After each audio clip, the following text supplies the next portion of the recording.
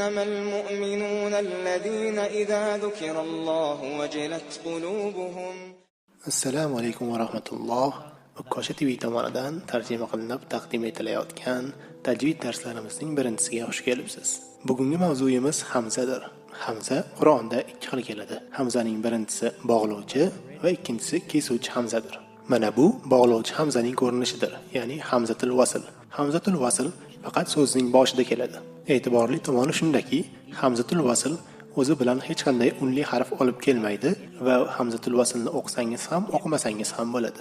Agar hamzatul vasl bilan boshlangan so'zdan boshlab o'qimoqchi bo'lsangiz, siz uni o'qishingiz kerak bo'ladi. Bizning misolimizda ham so'zimiz hamzatul vasl bilan boshlangan. Shuning uchun ham uni o'qiymiz va unga fatha beramiz.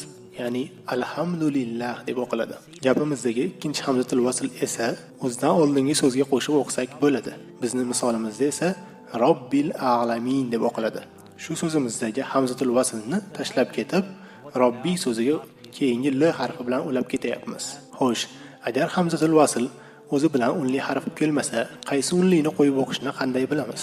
Agar arab tilidagi fe'llar va otlarni yaxshi bilmasangiz, buni aniqlab olishning juda ham oson yo'li bor. Uning birinchisi mana bunday. Agar hamzatul vasldan keyin lam harfi keladigan bo'lsa, demak hamzatul vasl fatha oladi. Bizning birinchi misolimizda ham hamzatul vasldan keyin lam harfi kelgan edi. Shuning uchun ham uni biz alhamdulillah deb o'qidik.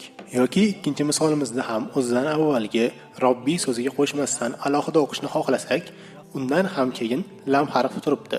Shuning uchun ham unga ham fatha beramiz va al-a'lamin deb o'qiymiz.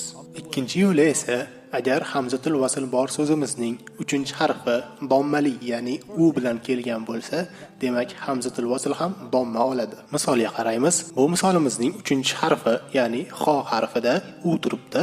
Shuning uchun ham birinchi harfimiz, ya'ni hamzatul vasl ham u oladi va so'zni udkhulu deb o'qiymiz. Yoki mana bu misolimizda ham 3-harfimiz dal va dal harfi dommali bo'lgani uchun hamzatul vasl ham domma olib ushdud deb o'qiladi.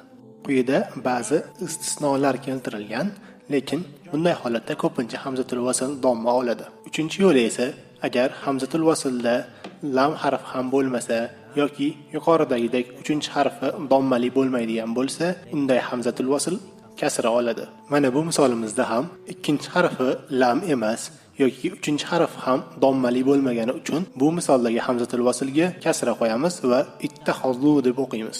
Yana qo'shimcha ba'zi misollarga qaraymiz. Mana bu so'zda bu so'zning ikkinchi harfi lommi? Yo'q. 3-harfi